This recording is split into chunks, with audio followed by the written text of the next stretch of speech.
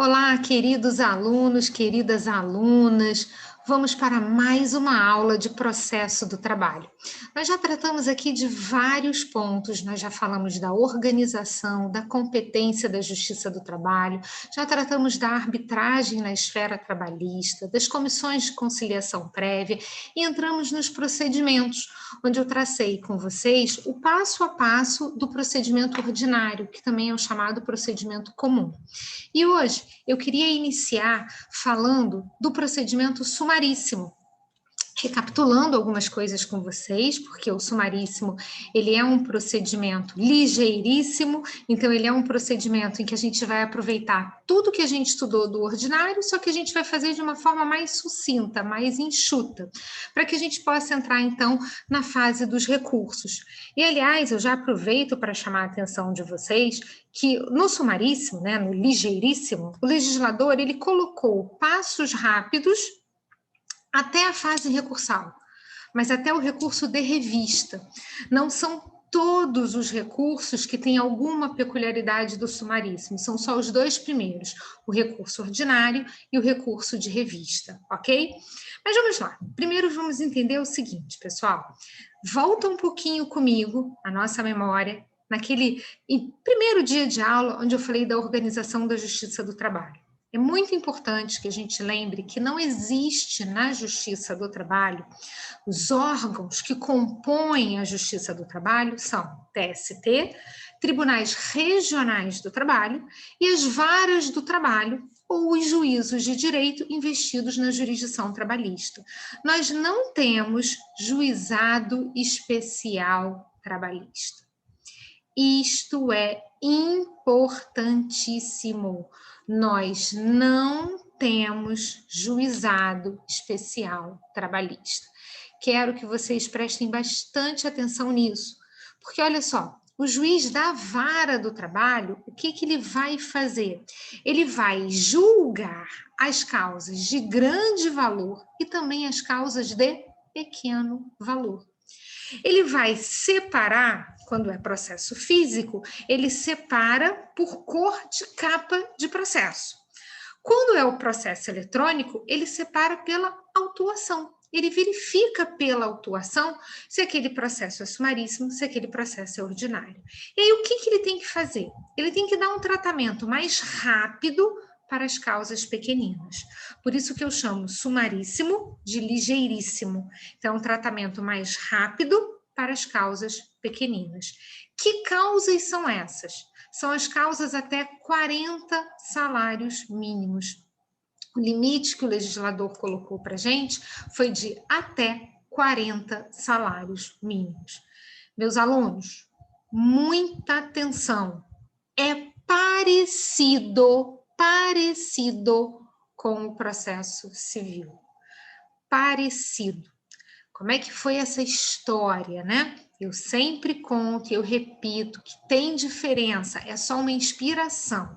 A CLT, ela inspirou o processo civil a criar a lei dos juizados.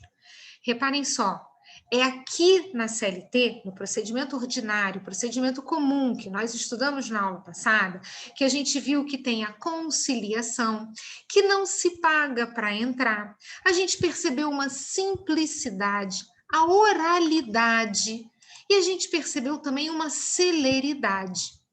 Gente, isso tudo serviu, volto a dizer, de inspiração para o processo civil criar a lei dos juizados. Quando vocês vão estudar o juizado, pegando um livrinho que fale de juizado, eles dizem, olha, a grande inspiração dos juizados, eles foram feitos observando o andamento das causas trabalhistas. O que eles quiseram foi levar para o processo civil a nossa celeridade, a nossa simplicidade, não precisar de advogado, tentar conciliar, e deu muito certo. O juizado virou uma febre.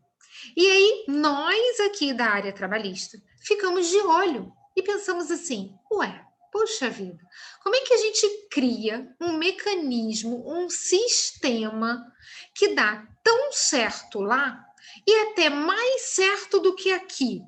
O que eles têm de diferente? O que eles fizeram de peculiar que valeu a pena, que eu posso copiar e trazer para cá? Aí eles perceberam que os juizados, eles pegavam causas pequeninas, por elas serem, aparentemente, né, mais simples. Opa, por isso que elas serão mais ligeiras.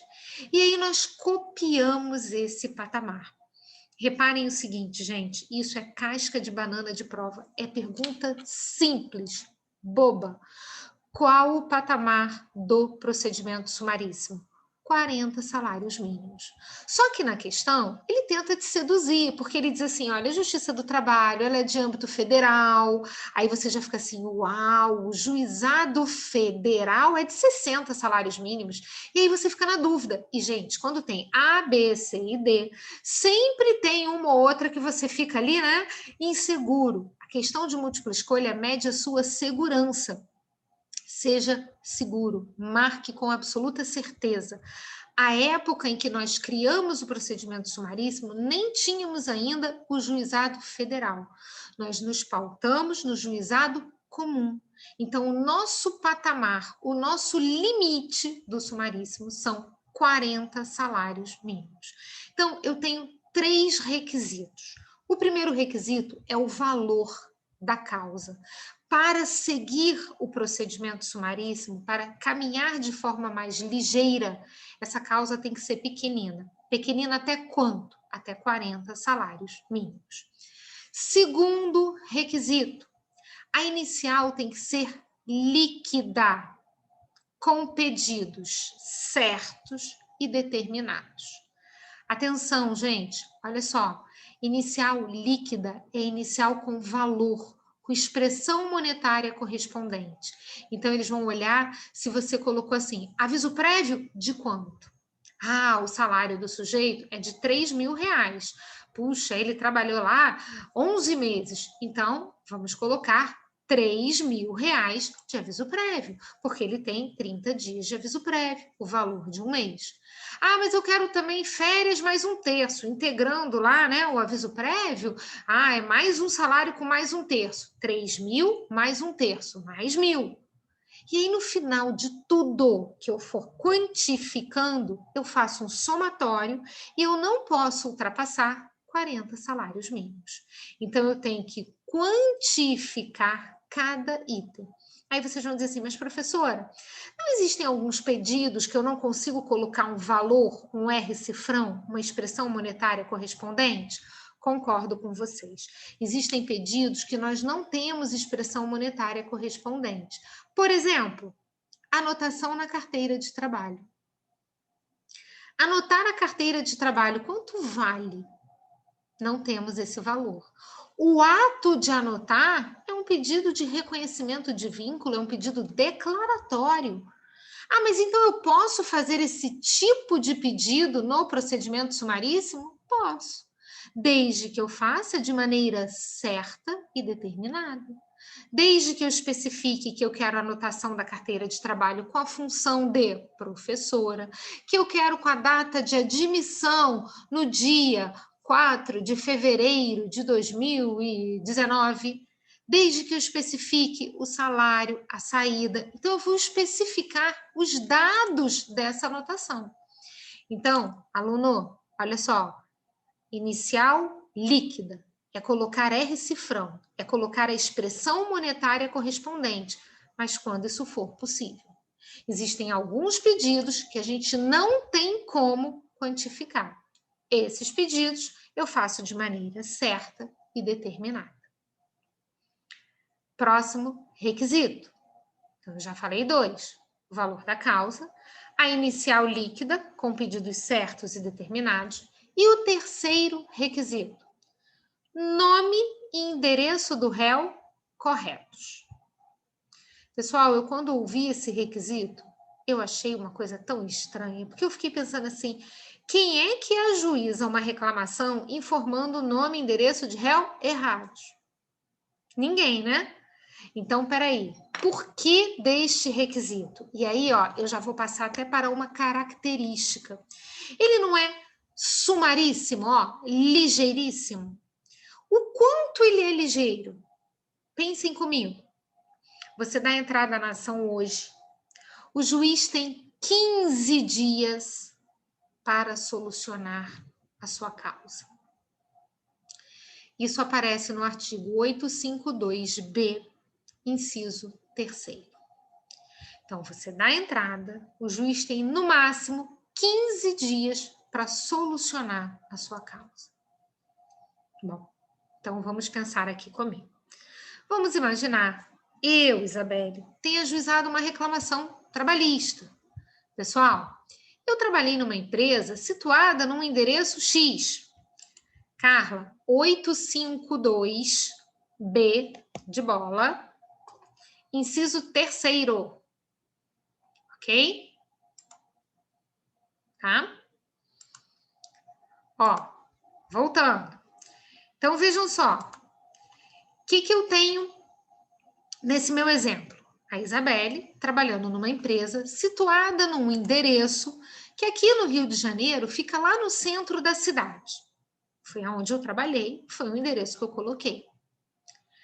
A nossa comunicação dos atos, a notificação, a citação, a intimação, ela é feita pelo correio. A gente não tem um oficial disponível, oficial de justiça, né, disponível para cada juiz, não. Então é o carteiro que vai lá naquele endereço entregar a cartinha. Quando o carteiro chega lá e se depara com uma empresa que não está mais ali situada, ele devolve a cartinha e marca um xizinho assim, ó, mudou-se.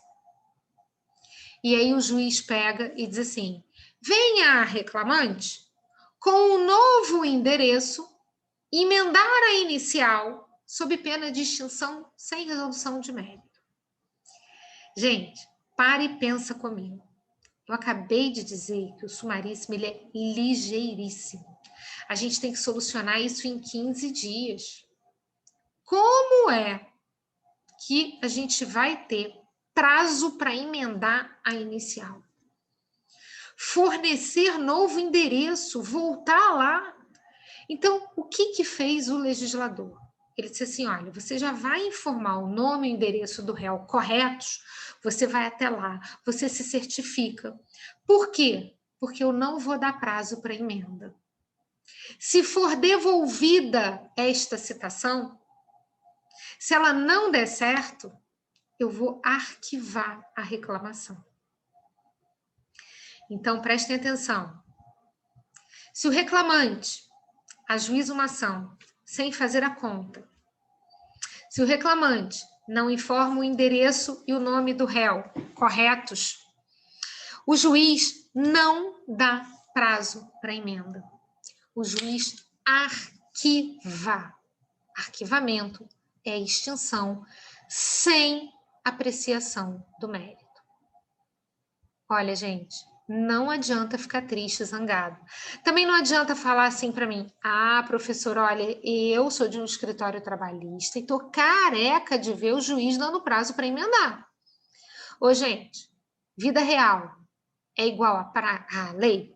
A prova? Não. Vida real, a gente vai fazendo de tudo para aquele processo dar certo. O juiz, ele é boa praça, ou o juiz é um chatonildo. Então, a gente tem muito na vida real que é diferente do que está na lei. Então, não podemos ter prazo para emendar. Forneça o nome e o endereço do réu corretos. Apresente a inicial com a continha, porque você não terá prazo para emendar. Socorro está falando, não pode nada no sumaríssimo, né, professora? Poder pode, a gente tem produção de provas, a gente tem tudo ali, né?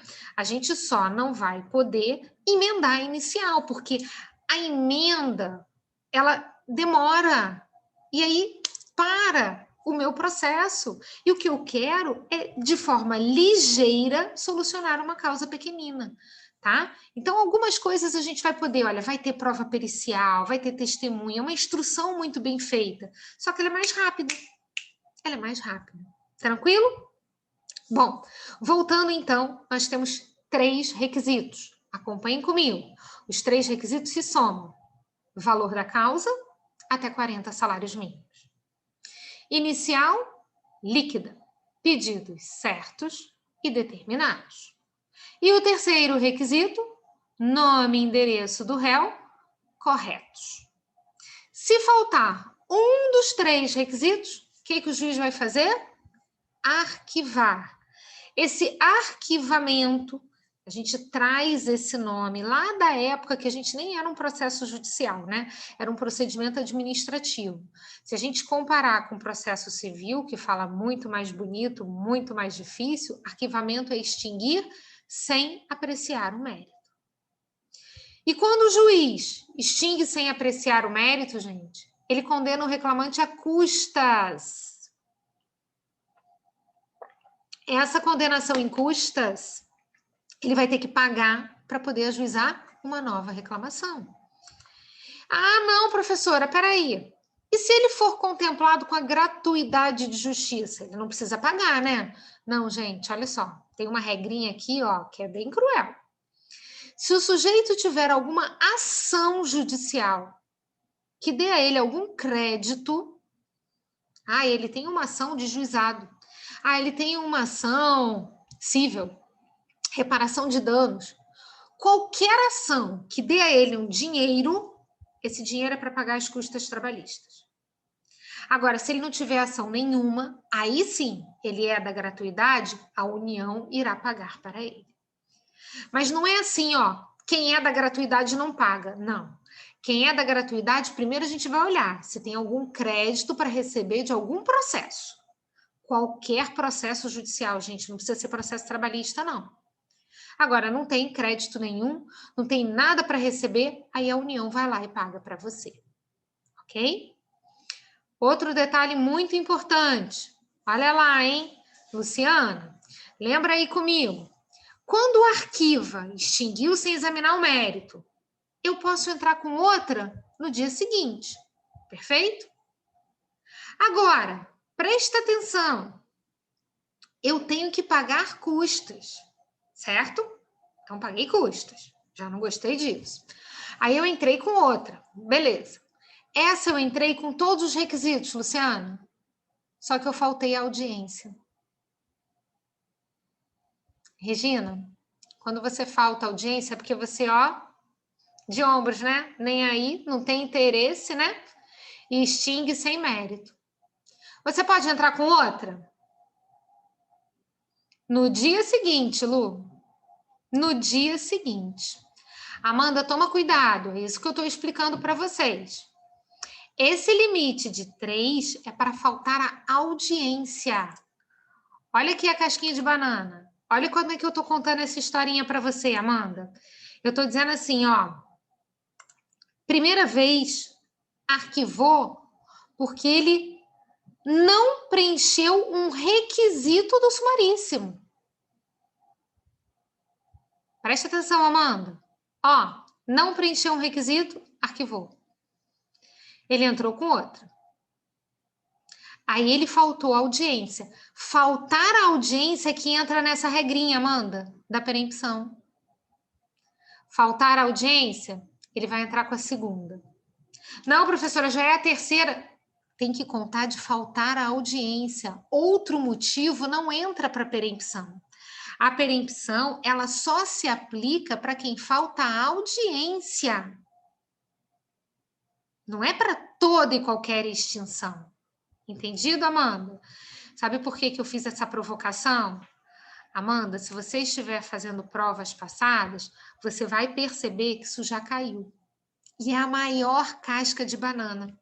Porque as pessoas memorizam assim, ó, extinguiu sem mérito, pode entrar com outra. Extinguiu sem mérito, só depois de 6 meses entra com a terceira. Acabou. Não, vamos melhorar. Essa é uma regra que se aplica para quem falta a audiência. Tranquilo? Se o arquivamento se deu por outro motivo, não entra nessa contagem. Combinado, Lu? Tô falando com a Lu porque, gente, eu sempre reparo que ela tá copiando, sabe? Qualquer dia desses eu vou pedir para ela me mandar as anotações dela, que eu vou escrever um livro, né? Ela tá sempre lá, ó, só anotando aqui e ali, não é, Lu? Então, olha só, é muito importante ficar ligado nesse detalhe, porque eu usei o termo arquivar, extinguir sem mérito, mas o motivo não foi faltar audiência, o motivo foi não preencher um requisito. Então, eu quero que vocês tomem muito cuidado. Volto a dizer, as questões, elas não se repetem de forma idêntica. Mas eles contam a história assim um pouquinho diferente, falam, sabe, de um jeitinho assim. Então, vale a pena ficar antenado, porque isso é uma casca de banana e se cair, você não vai errar. Você vai ganhar essa questão. Combinado? Todos prometendo com a mão na CLT que vão acertar, hein? Ok? Então, vamos voltar para as características do procedimento sumaríssimo. Eu estava falando para vocês que o sumaríssimo é o nosso ligeiríssimo. Oi, Otaviano. Olha só, ele é bem rápido, né? Eu disse assim, gente, ele vai em 15 dias ter a solução daquela causa. Então, agora vamos parar aqui um pouquinho e pensar no seguinte. Tem determinadas coisas que não dá para a gente fazer em tempo rápido, em tempo recorde. Então, eu tenho duas exceções. Fiquem ligados, aqui comigo, prestando atenção. Eu tenho dois casos que, embora a causa seja pequena, o procedimento vai ser o ordinário. Vamos pensar aqui comigo? A Amanda já falou de um ali. Ente público. Ente público tem normalmente prazos em dobro. Tudo que a gente manda para o ente público é mais demorado, não é, Amanda? Então, peraí. Dá para encaixar ente público no nosso procedimento sumaríssimo? Não. Gente, a CLT fez isso de imediato. Se vocês abrirem o artigo 852-A, o parágrafo único, ele fala que estão excluídos do sumaríssimo os entes públicos.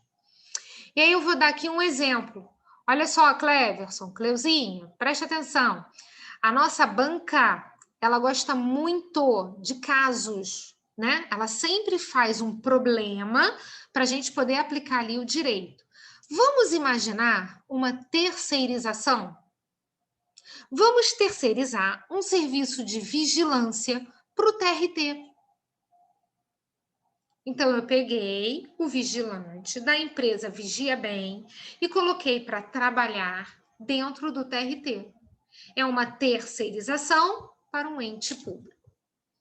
Daí, aquela empresa Vigia Bem, ela não está pagando corretamente o vigilante.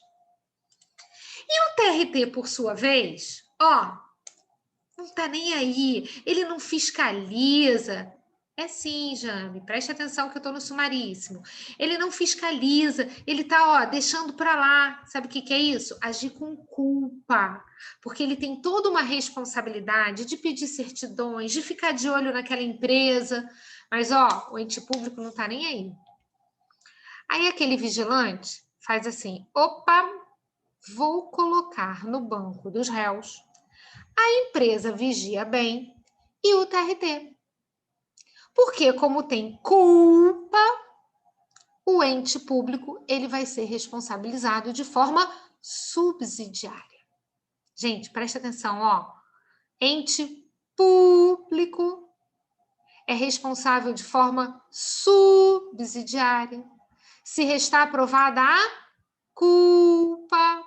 Tá vendo, ente público, responsabilidade subsidiária, se restar aprovada a culpa. Ok? Então, vocês enxergaram um ente público na nossa justiça? No banco dos réus? Porque quando eu falo isso, o pessoal vira e fala assim, professora, peraí, mas a gente está em aula de processo do trabalho. Quem vai para o banco dos réus é a empresa, é o empregador, é o ente privado. Não, pode ir um ente público. Sim, você é um seletista e você está pedindo para ele o quê? Eu estou pedindo uma responsabilidade subsidiária. Gente, o que vai acontecer nesse processo? Pode ser um processo de valor muito pequeno, mas o ente público ele vai ter os prazos dele todo, em dobro, em dobro. Dá para colocar ente público num procedimento que é ninja, que soluciona, num piscar de olhos em 15 dias? Não. Então é incompatível. Como é que isso cai em prova, Cleuzinha? Eles contam primeiro essa historinha para vocês. Eles falam que o Cleverson, ele é vigilante e que ele foi terceirizado para o TRT e que ele entrou com uma reclamação trabalhista, que nessa reclamação trabalhista o Cleverson está pedindo tão somente o aviso prévio, que ele não recebeu no valor de R$ 3.000 e que ele vai demonstrar a culpa do ente público, razão pela qual ele quer responsabilidade subsidiária do TRT. E aí, lá no final das contas, sabe o que o problema pergunta, Cleverson? Quantas testemunhas poderão ser ouvidas por estas partes? Aí você diz assim, uau, peraí, uma causa de R$ 3.000. É sumaríssimo. Ó, sumaríssimo tem 2 S's, 2 testemunhas para cada parte. Beleza. Só que o que tem aí nesse problema? Um ente público, o TRT. Essa é uma exceção. Então, isso vai cair no procedimento ordinário, no procedimento comum. Quantas testemunhas a gente vai poder ouvir para cada parte? Até 3. Vocês lembram, gente? Ó, o procedimento comum, olha o nosso M, até 3 para cada parte. Então, é assim que eles formulam a pergunta. Eles vão contar um caso para você identificar se é sumaríssimo ou se é ordinário. E aí a gente tende a olhar o valor, tão pequeno esse valor, peraí, isso aí é sumaríssimo. Se tiver ente público na história, mesmo que o valor seja pequenino, qual vai ser o procedimento? Comum, ordinário. Tranquilo? Primeira exceção já foi. Agora, temos outra exceção, Luciana já postou lá no nosso chat, que é a possibilidade da citação por edital. Ô, gente, não dá para colocar citação por edital em procedimento rápido. Um edital fica 20 dias afixados na sede do juízo. Demora. Como que a gente vai ter citação por edital? Aliás, né, Regina, se a gente parar para pensar, qual foi o requisito que eu falei? Nome e endereço do réu corretos. Citação por edital é para quem está em local incerto e não sabido. Gente, local incerto e não sabido, né, Gleison? Eu não tenho endereço de ninguém. Ó, é aquele que sumiu. Sumiu. Gente, se eu precisar de uma citação por edital, ainda que o valor seja pequenino, não dá para ser ligeiríssimo. Qual será o procedimento? Ordinário, comum. Deixa eu contar uma coisa para vocês. Teve uma prova de segunda fase, tá? Que caiu uma inicial, uma reclamação trabalhista.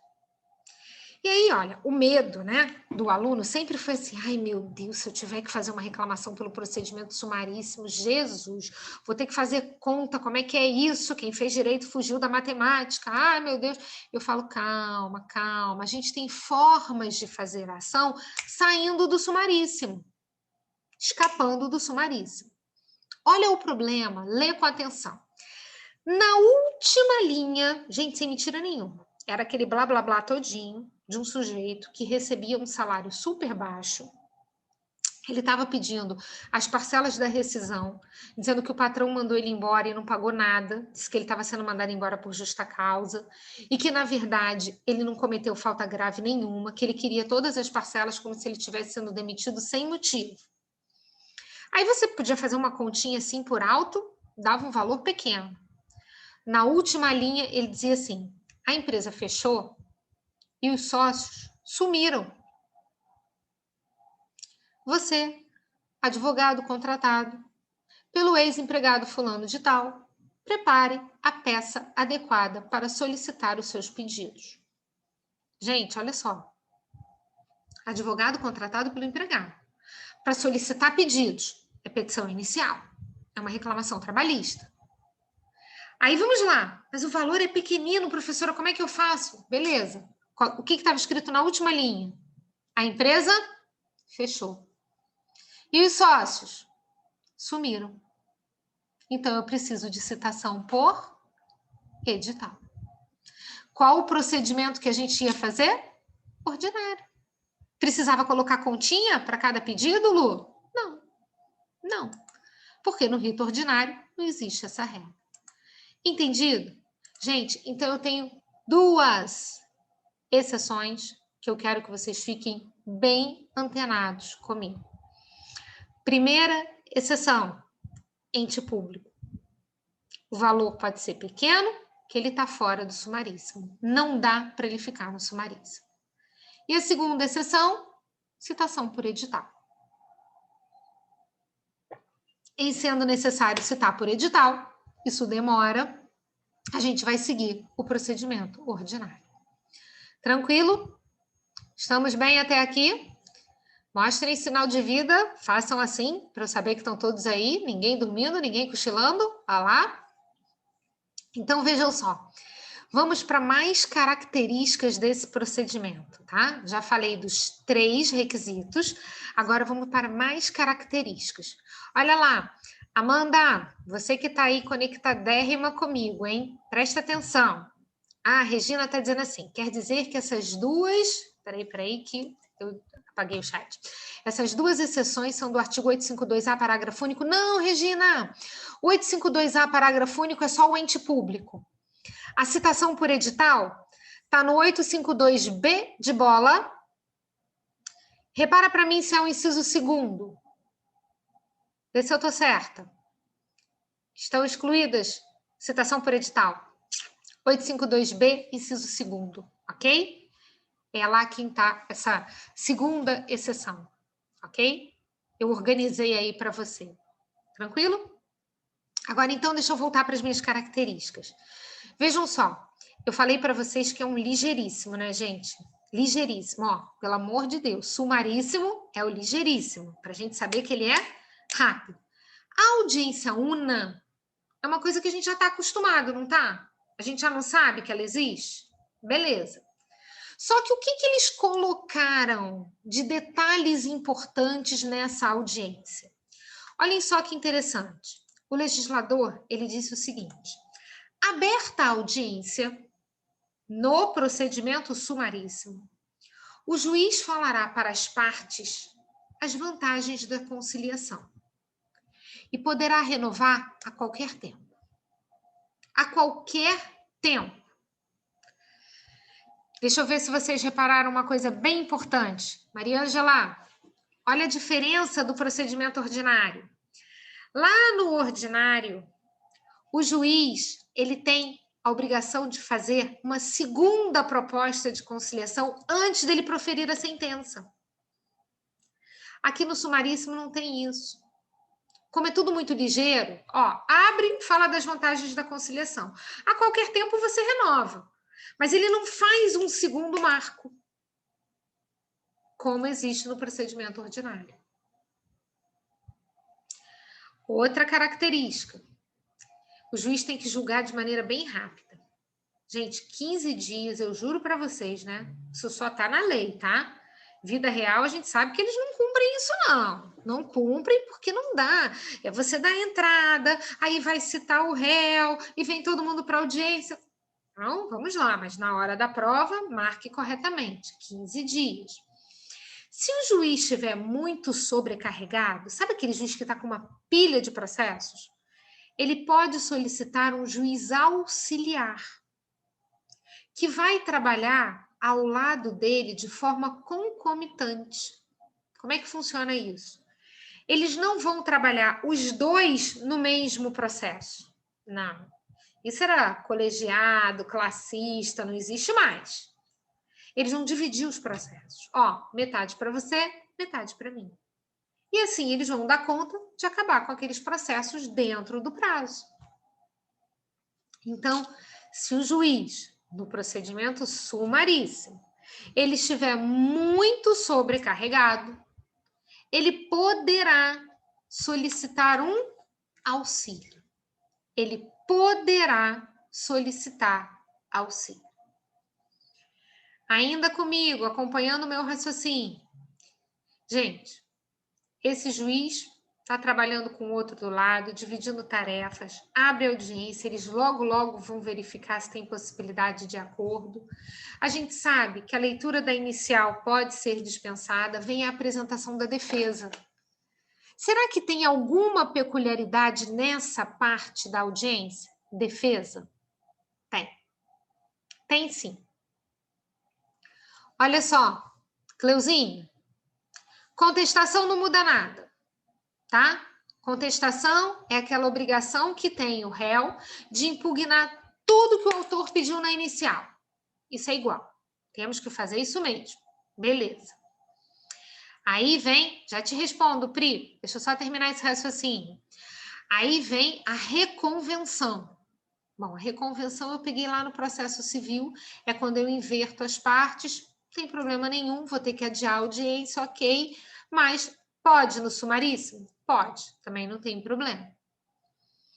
Aí vem a exceção. Gente, eu preciso muito que vocês estejam conectados comigo. Olha só, meu raciocínio. Eu tenho a exceção de incompetência, que é antes da audiência. Lembra disso? Socorro? Luciana? Olha só, eu trabalhei em São Paulo, vim morar no Rio de Janeiro.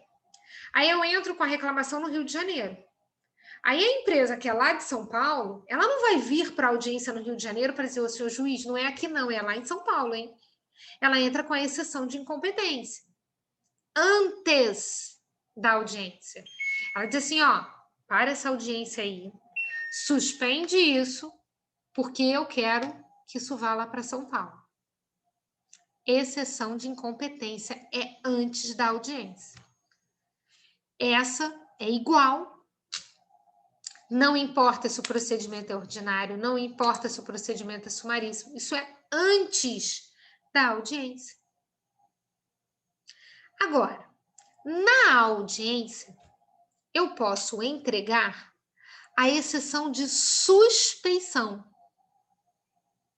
Quando é que o juiz é suspeito, gente? A nossa CLT, como ela é antiga, ela é de 1943, ela quando foi escrita, ela foi escrita numa época em que estava em vigor o Código de Processo Civil de 39. Então, eles não sabiam a diferença de suspeição e impedimento. Valia para os dois. Então, quando o juiz ele é suspeito ou impedido, a gente entra com uma exceção de suspeição. Ó, isso abrange causas de suspeição e causas de impedimento. Você lembra, Cleverson? O juiz suspeito é aquele juiz que é amigo, inimigo, tem interesse na causa. O juiz impedido é aquele que é parente, até o 3º grau civil. Então, peraí. Quando você dá entrada nessa exceção na audiência, o juiz ele para, ó, fecha os olhos e reflete. Ele tem 48 horas para pensar. Para ele pensar se ele é amigo, se ele é parente. Ele tem 48 horas para decidir. No sumaríssimo, não. No sumaríssimo, Regina que está com a CLT, confirma para mim se eu falo o artigo correto, tá? No sumaríssimo, dá uma olhadinha no artigo 852. Vou chutar, hein? Eu acho que é o C, mas não tenho muita certeza, não. Ele diz assim, olha, as exceções prejudiciais serão julgadas de plano, de imediato. Quem está com a CLT aí aberta?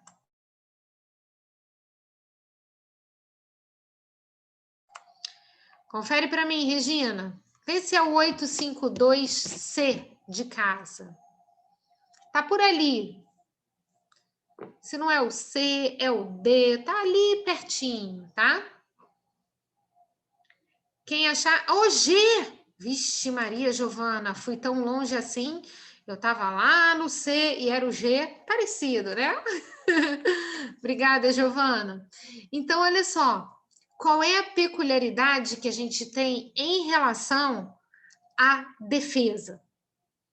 Exceções da audiência, aqui antes da audiência ninguém mexe, mas as exceções que são entregues na audiência, elas são decididas de imediato. Se o juiz quiser fazer aquela peraí, deixa eu pensar, é na hora. Ele não tem 48 horas para ficar pensando se ele é amigo, inimigo, parente, na hora. Ok? De plano é de imediato. É decidir de imediato. Tranquilo? Deixa eu ver se foi a Priscila. Priscila disse o seguinte: Isabelle, se o juiz não cumprir o prazo determinado em lei de sentenciar em 15 dias, ele sofre algum tipo de penalidade? Priscila, deixa eu te lembrar o seguinte: esse é um procedimento. Quando o juiz erra no procedimento, os advogados, as partes, podem entrar com uma reclamação na corregedoria.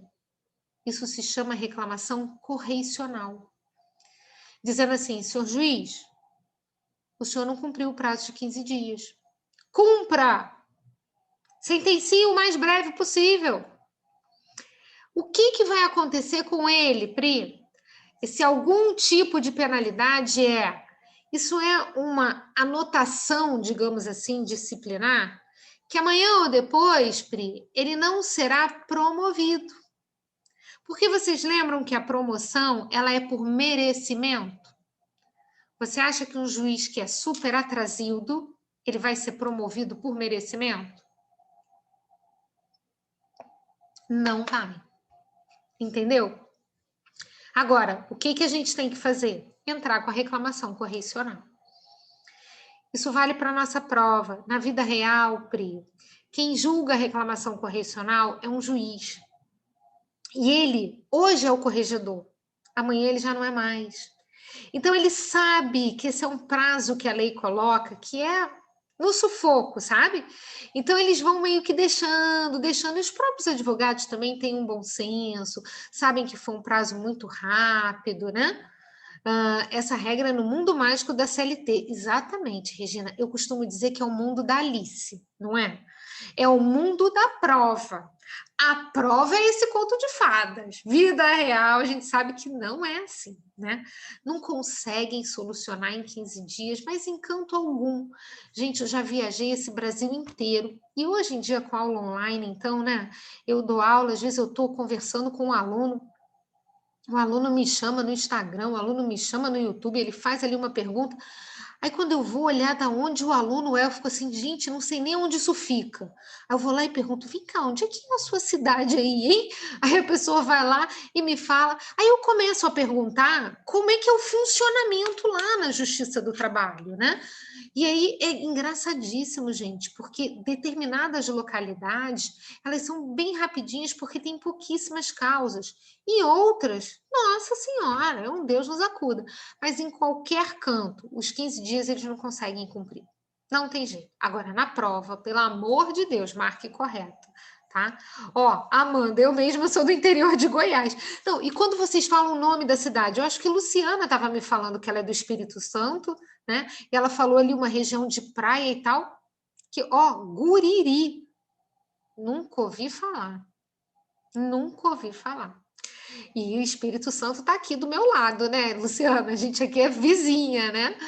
Então, quer dizer, mas o que a gente percebe é isso, sabe, Regina? E a prova, ela é nacional.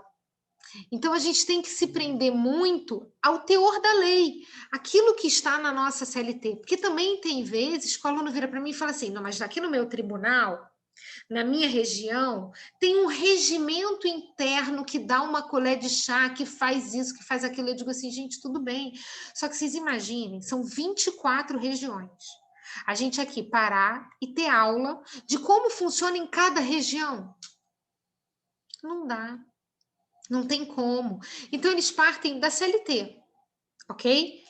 Vida prática. Você vai sempre olhar o seu tribunal para sentir como é que é, para saber se dá para entrar com uma reclamação correcional ou não, ok? Mas a gente tem que pensar muito nisso. Isso é bem importante para a gente, tá? A gente marcar de acordo com a CLT. Marcar de acordo com a CLT, ok? Bom, deixa eu até aproveitar aqui um gancho. Eu disse assim, ó.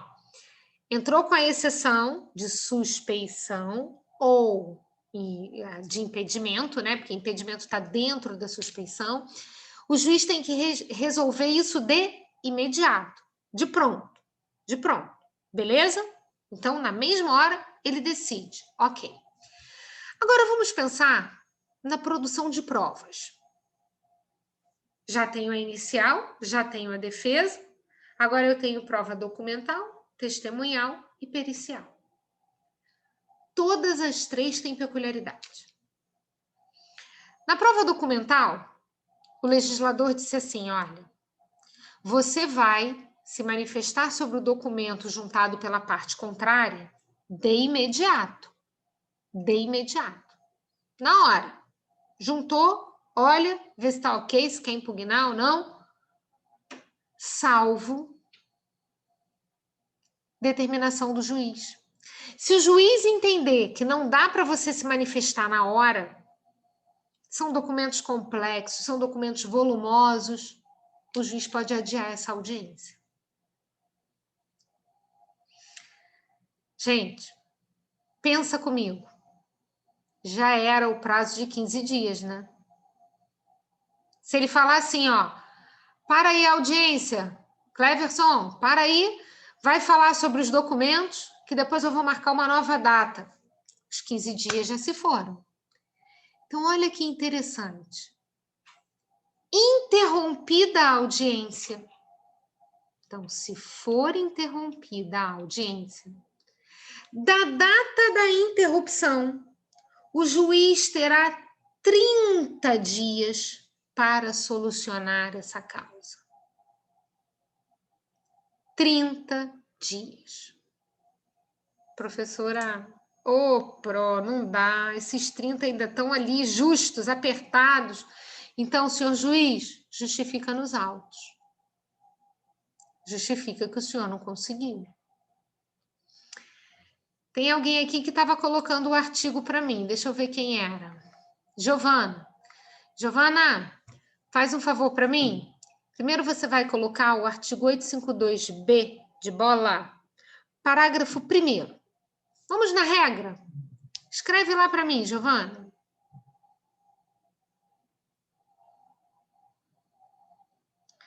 O que diz o 852B, parágrafo 1º? Se Giovana não estiver por aí, alguém me dá esse help. Coloca lá no nosso chat. Ele vai dizer assim, ó. Ih, errei o parágrafo. Giovana, é o parágrafo 2º. Ou será que é o inciso 3º? É o que fala do prazo para sentenciar. Acho que é o inciso 3º. Errei. É o inciso 3º, né, Regina? Giovana, você consegue mudar lá para mim? Errei. A apreciação da reclamação deverá ocorrer no prazo máximo de 15 dias do seu ajuizamento, podendo constar de pauta especial, se necessário, de acordo com o movimento judiciário da vara do trabalho. Ai, gente, não sei de onde que eles escrevem esse junta, né? Não existe mais junta, é da vara do trabalho. Aí eu vim aqui e coloquei uma pedra no nosso caminho. Eu falei, gente, o juiz acha que os documentos são volumosos e quer interromper essa audiência. Agora sim, vai no 852H, vê se não é esse lá. Acho que é parágrafo 7º, Giovana, que diz assim, ó, interrompida a audiência, o prazo máximo dessa interrupção é de 30 dias para sentenciar. É esse mesmo, né, Carla? Então, tá lá, 852H, parágrafo 7º, que diz assim, ó, interrompida a audiência, O seu prosseguimento e a solução do processo dar-se-ão no prazo máximo de 30 dias. Aí tem sempre uma virgulinha, né? Salvo motivo relevante justificado nos autos pelo juiz da causa. Sabe o que é um motivo relevante, gente? É ele estar sobrecarregado. É ele estar com muito trabalho. Então ele vai lá e justifica. Ele diz, olha, estou com muito trabalho, não tenho como sentenciar. Agora eu quero que vocês façam o seguinte comigo, tá? Podem abrir o microfone. Só que eu quero que me respondam. Vamos imaginar a primeira pergunta seca, bem sequinha. Qual o prazo máximo para a solução de um conflito trabalhista no procedimento sumaríssimo? Cadê o microfone aberto para falar comigo? 15 dias. 15 dias. 15 dias. Agora preste atenção. Qual o prazo máximo para solucionar uma causa trabalhista no procedimento sumaríssimo em que a audiência foi interrompida? 45 dias. Não, Lu! Qual é o texto da lei, Lu? 30 dias. 30 dias. Ô, Lu, você Mas quer ele não, somar? ele não já teve 15? Quem disse que ele teve 15? Ó, Lu, vê se você raciocina aqui comigo. Eu dei entrada hoje. O juiz tem no máximo 15. Vamos imaginar que ele tenha marcado essa audiência para o 10º dia. Da interrupção, quanto você vai contar mais? 5. Você não vai esperar bater 15 para contar mais 30. Foi isso que você fez. Você colocou 15 na frente e depois o 30. Mais 30. Não é isso. É 15 no máximo. Ele fez a audiência e interrompeu, daquela interrupção mais 30. Se eu tiver marcado a audiência para o 15º dia, você está certa, eu vou ter 45. Mas se eu tiver marcado a audiência para o 10º dia, eu tenho mais 30. 10 com 30 dão 40. Ô, Lu, Ok. não faça essa conta. Você está com o chat aberto? Você consegue ler? Uhum. Olha só o artigo da lei. A minha pergunta é seca. Qual o prazo máximo para a solução do sumaríssimo? A resposta está no 852B, inciso 3º. Repara que está escrito prazo máximo de 15 dias. Agora, Lu, eu vou florear o meu problema. Eu vou dizer que foi interrompida a audiência do procedimento sumaríssimo. E vou lhe perguntar qual o prazo máximo para a solução. De novo, Lu, está escrito lá. 30 dias. Máximo de 30 dias. 30 dias. Tá? Entendi. Ô, Lu, quando eu faço essa provocação aqui, é porque ela já caiu na prova. E é porque naquela história do A, B, C, D, você imagina qual foi a opção A? 45 dias. Entendeu?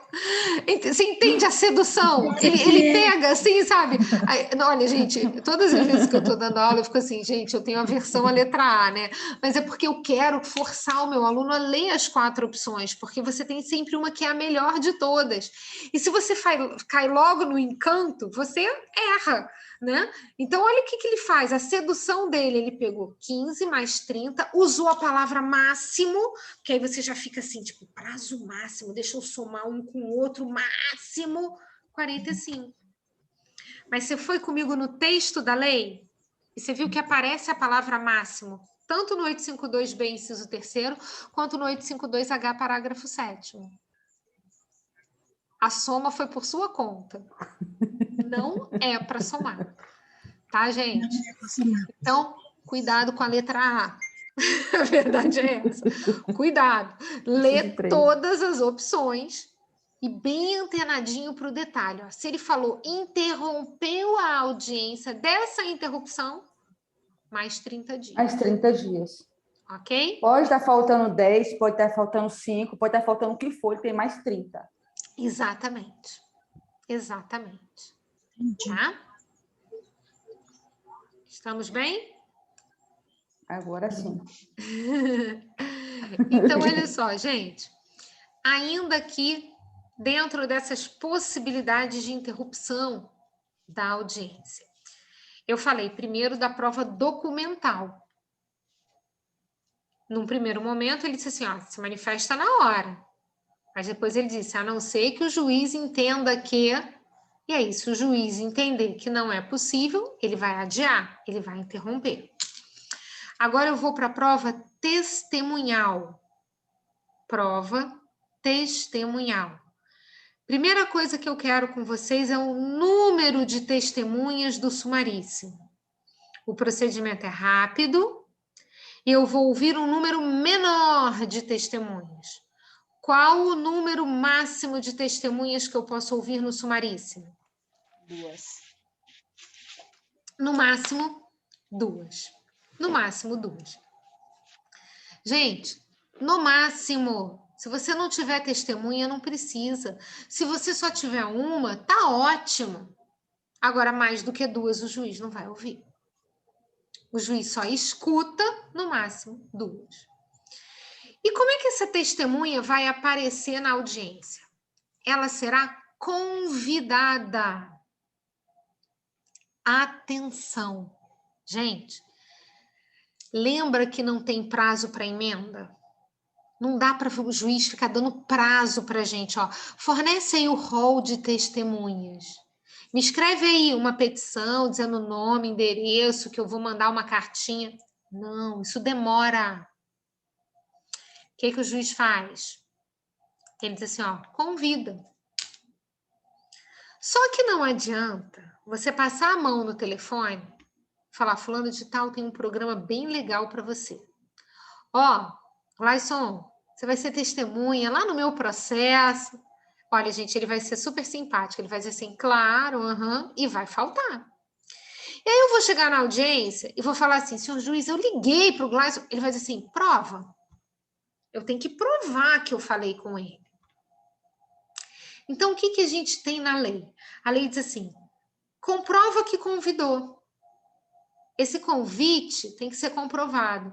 Aí vão as dicas. Como é que você comprova que você convidou? Manda um telegrama para ele, que aí o telegrama vem com aquele aviso de recebimento. Opa, ó, juiz, eu mandei um telegrama. E ele recebeu, tá? Tá aqui a assinatura dele, ele viu, ele estava sabendo, mas não quis vir, não.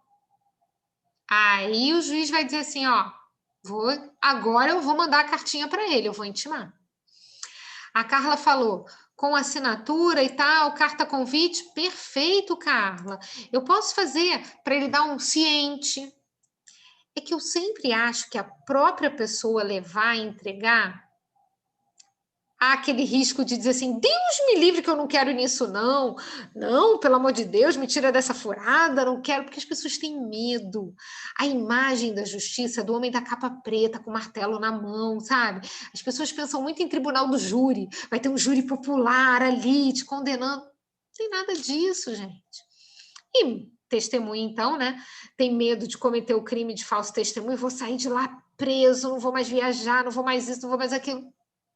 A gente precisa conversar com a testemunha. Dizer para a testemunha que ela vai lá para dizer o que ela sabe, o que ela presenciou. E aí ela, estando mais calma, ela vai participar. Ela vai depor. Então, convida. Comprova que convidou. Aí a testemunha não comparece. Gente, tudo devagar, ó, passo a passo. Você convida primeiro. Não compareceu? Intima. Aí é uma carta do juiz. Então, uma coisa é o Gleison receber o meu telegrama. Ele olhou e fez assim, ó. Eu vou nada disso não. Rasgou. Outra coisa é ele receber a intimação do juiz. Aí ele já vai pensar 2 vezes. Ele vai falar, ih, o que esse juiz quer comigo? Mas ainda assim ele não vai.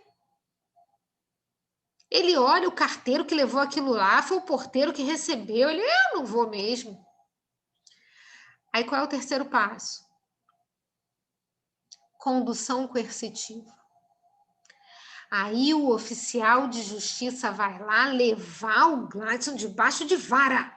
Era assim mesmo, gente, ia dando varetada na cabeça do sujeito. Hoje em dia não tem isso, né? Imagina, né? Direitos humanos e tudo, mas como levar varetada? Mas olha, gente, eu fico imaginando como não era uma cena até cômica, né? Mas sabe o que está na lei? Se o juiz precisar, ele pode pedir, sabe o quê? Auxílio policial, reforço policial, para conduzi-lo coercitivamente. Na vida real, a gente sabe que o juiz está fazendo muito assim, olha, ele pede para o oficial de justiça ir lá, aí o oficial de justiça vai e diz assim, olha, a audiência é tal dia, tal hora, você não pode faltar, e até mesmo aplica uma multa, que aí dá um susto, aí ele aparece. Multa mesmo, ó, dinheiro no bolso, que aí ele sente o peso, tá? Então, vamos recapitular? Como é que funciona?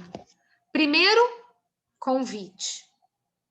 Se não comparecer, intimação postal, pelo correio. Se não comparecer, condução coercitiva. É o oficial de justiça, podendo até ser multado esse sujeito, porque ele está retardando o processo. Ele está atrasando a justiça. A Carla está me perguntando o seguinte, professora, se não comparecer e não tiver prova de que convidou, né? Acho que é isso, né? De que comprovou, de que convidou, a parte contrária não é obrigada a aceitar que seja prorrogado novamente o prazo para essa testemunha aparecer? Não é não, Carla. O juiz só vai proceder com a intimação, só vai mandar a cartinha do juiz se você comprovar que você convidou. Se você não comprovar, já era. Um alerta legal, sabe, Carla? E aí, muito vida real, tá? Prova, eu acho que a gente ainda não vai chegar a esse nível, não, porque ainda é um ponto controvertido. Os juízes têm aceitado aquelas comunicações via WhatsApp, quando tem aquela marcação de leitura que ele recebeu e leu, né? Mas isso nem todo mundo tem. Eu, por exemplo, no meu WhatsApp, eu não tenho notificações de grupo, eu não tenho, não acusa quando eu leio, quando eu isso, quando aquilo. Gente, não tem como, o celular não para. Então, se eu ficar ali, não, imagina, às vezes eu abro a mensagem e não respondi, aí é assim, por que você não me respondeu na hora que você leu? Porque eu estava ocupada. Eu vou responder depois. Não, peraí, tá? Então, eu tirei as notificações. Então, como é que você vai provar que eu li? Então, ainda é algo fraco, mas o WhatsApp vai ser uma forma de você convidar a testemunha e comprovar, tá? Exatamente isso. Eu fiz uma questão sobre isso esses dias, sobre a testemunha que compareceu e não tinha prova do convite. Mas no sumaríssimo eu pensei que a prova era encerrada, caso ele não comprovasse nem levasse a testemunha e a audiência continuava, prof. Não, mas a audiência continua, é a testemunha que não vai ser ouvida. Olha só, Carla, vamos ver se você entende. Eu cheguei lá na audiência, tá? Minha reclamação trabalhista, eu sou autora. E eu convidei, quem era minha testemunha? Era o Gladson, né? Eu liguei. Ei, Gladson, vai lá e tal. Eu não tenho prova. Aí o juiz vira e diz assim, senhora Isabelle, a senhora tem testemunha? Eu falo, tenho sim, peraí, o senhor Gladson. E ele não veio. A senhora convidou? Convidei. Comprova que convidou. Excelência, eu não tenho comprovação. Nenhum comprovante. Eu liguei para ele, ele não apareceu. Então, vamos prosseguir com a audiência, eu não vou intimá-lo. Você entendeu, Carlos? Sabe o que acontece? A lei diz assim, você só intima se comprovar que convidou. Vamos lá, Giovana. Vai no 852H. Foi Socorro que perguntou? Desculpa, Carla. Faz um favor para mim. Olha lá. Giovana, o 852H. Coloca aí para mim o parágrafo 2º e o parágrafo 3º,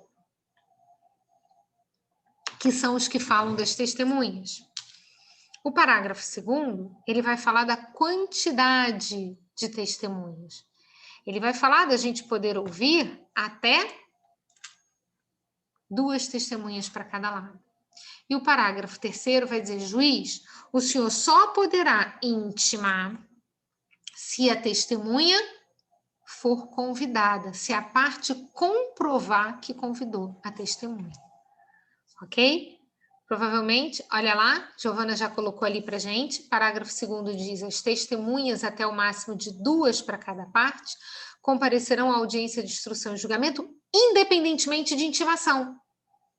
Tá vendo, Socorro? Já começa ali, ó. Independentemente. Aí ele no parágrafo 3º, ele diz assim, ó, só será deferida a intimação da testemunha que comprovadamente convidada a deixar de comparecer. Então, vamos inverter a ordem dessa frase? Você primeiro convida, se ela não comparecer, o juiz intima. Agora, você tem que comprovar que convidou. E aí, por fim, não comparecendo a testemunha intimada, o juiz poderá determinar a sua imediata condução coercitiva. E o oficial de justiça vai atrás. Ok? Tranquilo? Gente, de novo, voltando naquela questão do prazo. Se eu paro a audiência e digo assim, ó, eu comprovei, eu convidei, mas ele não compareceu. E o juiz tem que mandar uma cartinha, qual é o prazo que ele vai ter para sentenciar? Eu vou ter que interromper a audiência. 30 dias, Carla. Agora, ó, Carla, nova audiência. O juiz mandou a carta e a testemunha não compareceu. Agora a gente vai ter que fazer a tal da condução coercitiva, mandar o oficial de justiça. Como é que fica? Qual o prazo máximo?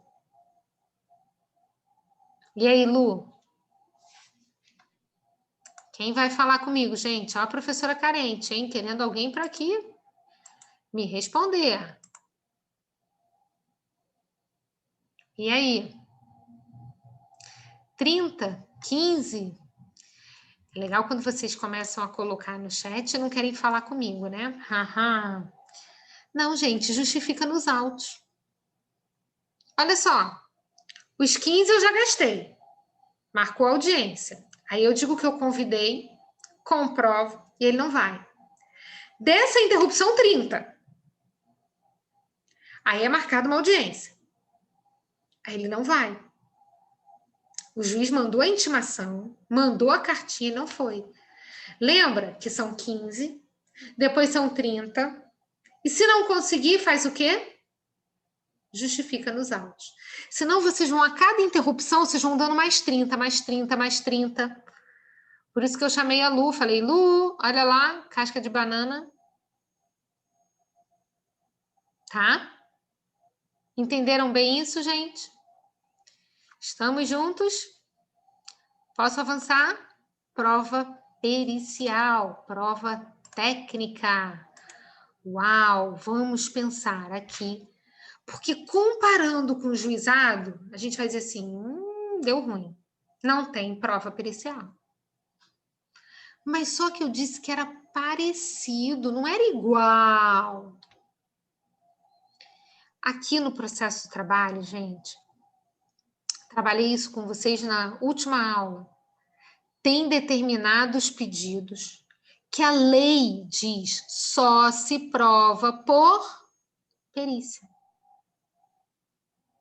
Insalubridade, periculosidade. Então, como é que eu vou chegar num procedimento só porque a causa tem um valor pequeno e cortar a perícia? Não dá. Não dá para cortar a perícia. Então, o que ele fez? O que o nosso legislador fez? Ele disse assim, olha, perícia, só se realmente não tiver outra maneira de provar. Maria Ângela, ele escreveu assim, ó, somente quando a prova do fato o exigir ou for legalmente imposta, for realmente essencial ou a lei obrigar, será deferida a prova técnica. Prova técnica é a prova pericial. Cabendo ao juiz, desde logo, nomear o perito, que é um profissional liberal de confiança dele, fixar o prazo da perícia, e o objeto da perícia. Giovana já colocou ali para mim, olha, tá no chat. 852H, parágrafo 4º. Somente, cara, toda vez que eu vejo isso, eu fico assim, é uma restrição, é algo que realmente eu tenho que pensar assim, em casos excepcionais, que eu vou usar a perícia. No sumaríssimo. Porque o sumaríssimo é ligeiríssimo. E se eu quero uma prova pericial, eu tenho que parar a audiência. Nomeio o perito, vem o perito, tá? Olha que demora. Então, somente quando a prova do fato exigir ou for legalmente imposta, será deferida a prova técnica, incumbindo ao juiz, desde logo, fixar o prazo, o objeto da perícia e nomear o perito. Aí presta atenção, eu tenho que adiar essa audiência, gente. O perito não vai sair correndo. Vem cá, ó, senhor juiz, meus honorários, ok, tudo certo. Agora eu vou pegar aqui os quesitos, vou correndo lá, vou fazer a perícia, daqui a pouco eu volto, me aguarda aí. Não dá. Eu vou ter que partir a audiência. E aí, eu tenho um prazo para entregar aquele laudo. O perito tem que entregar dentro do prazo que o juiz mandou. Quando ele entrega esse laudo, as partes estão doidas para olhar o que esse perito fez lá, o que ele olhou, o que ele observou. As partes vão se manifestar sobre o laudo. Aí olha aqui para mim, ó. Prazo de 5 dias. Ó, 5 começa com C. Esse prazo é comum. Ninguém pode te retirar o processo do cartório. É um prazo que corre ao mesmo tempo para o autor e para o réu, para o reclamante e para o reclamado. Então, recapitula comigo. Perito fez a perícia, entregou o laudo. As partes vão se manifestar em quantos dias? 5 dias comuns. Parágrafo 6º, já está ali no nosso chat, diz: as partes serão intimadas a manifestar-se sobre o laudo no prazo comum de 5 dias. Isso mesmo, Regina, foi uma das dicas, né, de ontem. O Leandro morre de rir comigo, gente. Eu trabalho com o Leandro, sei lá, há muito tempo, há muitos anos. Nós escrevemos juntos uma CLT, a gente tem alguns livros aí juntos. E aí, todo final de live, de aula, ele vira e fala assim: Isabelle, você me surpreende. Da onde você tira essas coisas? Porque eu fiz isso, ó. 5 dias, 5 começa com C, esse prazo é comum. Aí eu falei para ele: de tanto ver o povo errar. E eu mesma preciso decorar. E prazo sucessivo é primeiro para um, depois é para outro. Aí eu falei: caramba, como é que eu vou memorizar isso? Eu falei: 5 comum. Começa com a letra C, prazo comum. E, gente, vocês vão olhar questões na prova da ordem em que eles cobraram isso aqui. Sumaríssimo cai de montão. Tem várias questões de sumaríssimo.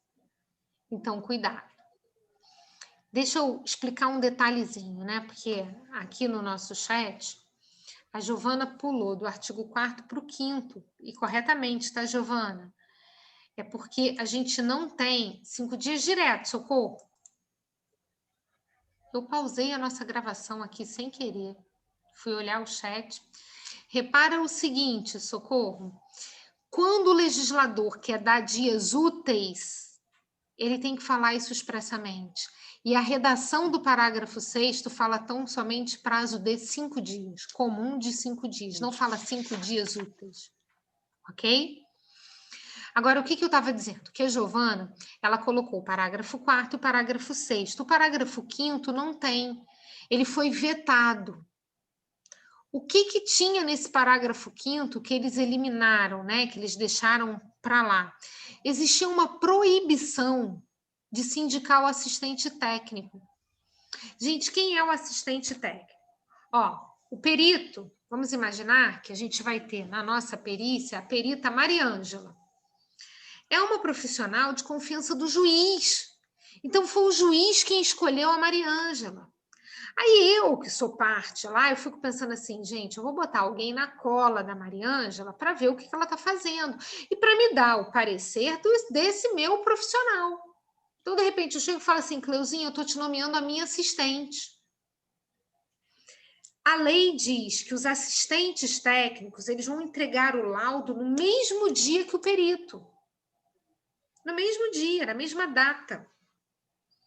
Então, quando eles escreveram esse artigo, eles disseram assim, não pode ter assistente técnico, isso vai atrasar. Uma das casas lá, que estava apreciando o projeto de lei, disse assim, gente, arranca isso da lei, não pode proibir assistente técnico, não. O assistente técnico, ele trabalha no mesmo momento que o perito, então isso não vai atrasar o processo. Ele não vai atrasar o processo. Então, vamos lá. Pode ter assistente técnico no procedimento sumaríssimo? Sim, sim, pode ter. Porque a proibição foi vetada. Então, se não é proibido, é permitido. Então, pode ter assistente técnico. Ok? Agora vamos aqui comigo. Já te falei da defesa, já falei da prova documental, testemunhal, pericial. Lembrando que pericial é prova técnica. Agora o juiz vai sentenciar. Ô, gente. Amor, pega ali para mim. O juiz, ele não precisa renovar a proposta de conciliação. Ele vai dar prazo para razões finais, orais, e ele vai proferir a sentença. Como é que ele vai proferir essa sentença? Preste atenção, gente. Ele vai proferir essa sentença muito, muito, muito interessante. Sem relatório. Sem relatório. Por que uma sentença sem relatório? Porque ele é muito rápido, gente. Tudo acontece ali. Imaginem vocês, dentro de 15 dias, você interromper a audiência, tem mais 30. Então, não precisa ter o resumo de tudo. Faz somente um resumo da audiência, fundamenta e decide. Giovana já me ajudou ali, né? Carla, eu já desliguei os microfones de todo mundo. É que eu tinha aberto quando eu pedi para vocês participarem, agora eu já desliguei, fica tranquila. Giovana já colocou para mim ali o artigo 852i, que diz a sentença mencionará os elementos de convicção do juízo, com resumo dos fatos relevantes ocorridos em audiência, dispensado o relatório. Dispensado o relatório. Então, volto a dizer, o que precisa colocar nesta sentença? Resumir a audiência, colocar os fundamentos e a decisão em si, o dispositivo e a decisão em si. Gente, 3 pedacinhos. Relatório, fundamentação e dispositivo. O relatório resumiu o processo todo.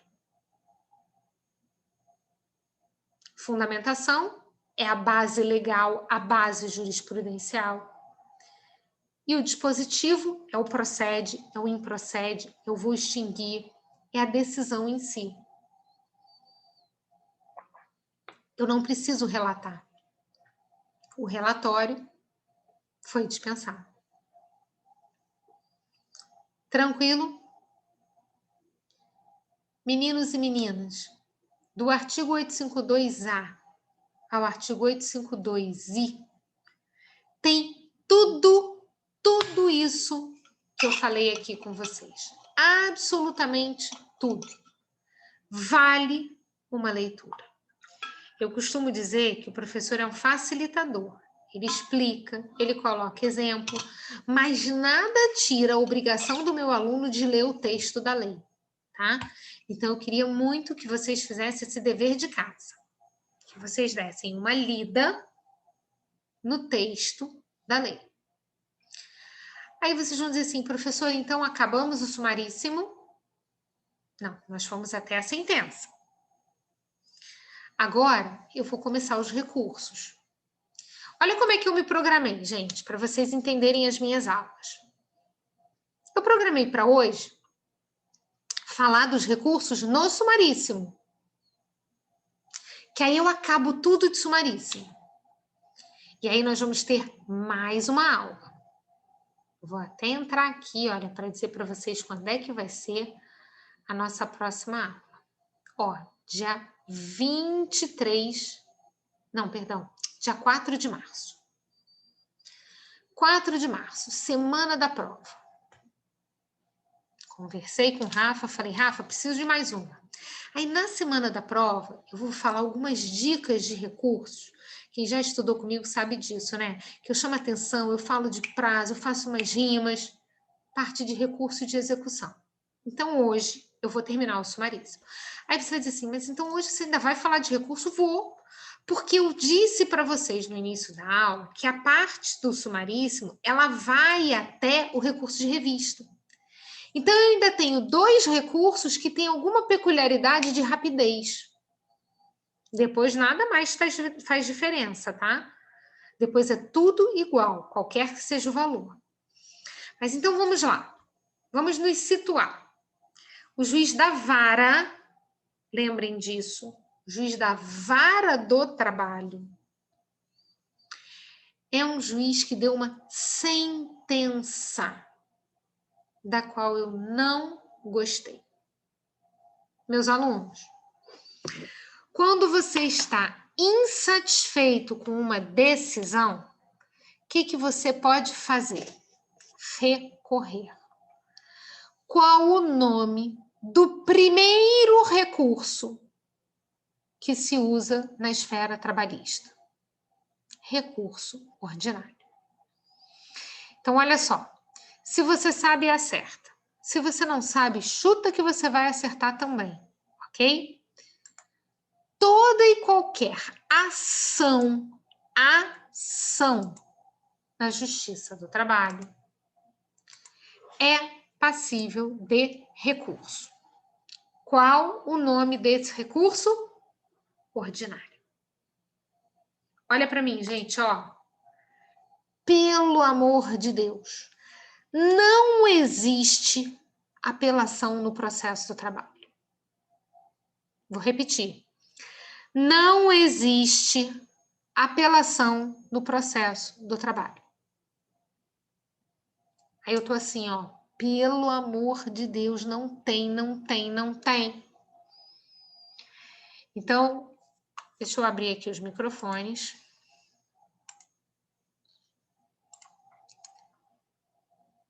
Cadê? Será que foi? Acho que foi. Seguinte. Ó, me respondam aí, tá? Qual o recurso cabível de uma decisão de uma ação rescisória? Eu disse assim, gente. Se sabe, acerta. Se não sabe, chuta que você vai acertar. Aí eu falei assim, ó. Toda e qualquer ação na Justiça do Trabalho tem um recurso. Qual é o primeiro recurso? Ordinário. E aí eu fiz assim, ó. Pelo amor de Deus, só não responde o quê? Apelação. Então, vou repetir. Maria Ângela entrou com uma ação rescisória. Lá no tribunal. Qual o recurso cabível? Recurso ordinário. Beleza. Socorro, você entrou com mandado de segurança. Pode ter sido na vara, no TRT, no TST, não me importa. Você entrou com mandado de segurança. Qual o recurso cabível? RO. Tem medo de ser feliz. Qual é, Lu? RO. Recurso ordinário. Recurso ordinário. Ô, Regina, você entrou com uma ação cautelar. Qual o recurso cabível? Ordinário. Priscila, você entrou com um inquérito para apurar a falta grave de um estável. Qual o recurso cabível?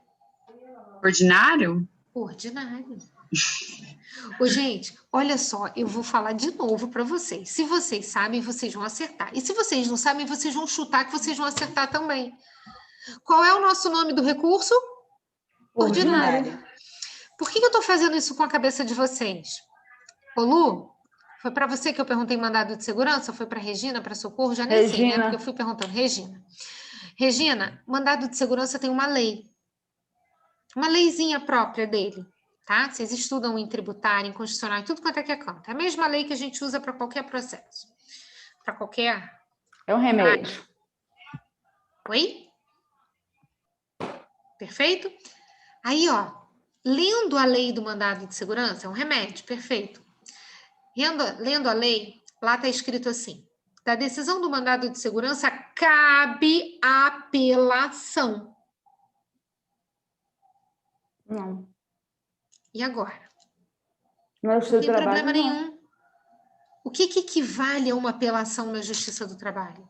Recurso ordinário. Recurso ordinário. Gente, o TST já escreveu súmula. Já tem vários autores dizendo isso, pelo amor de Deus. Quando você lê apelação e traz para a Justiça do Trabalho, como é que você transporta para cá isso? Recurso ordinário. Recurso ordinário. Qual vai ser o nosso prazo? Sempre 8 dias. 8 dias. O prazo foi padronizado, ele foi unificado. O prazo dos recursos trabalhistas ele é de 8 dias. Olha só, ainda então aqui comigo, prestando bastante atenção. Se você entrar com uma reclamação trabalhista, e ó, tanto faz o procedimento, e você não gostar da decisão, qual o recurso cabível? Ordinário. Ordinário. Ordinário.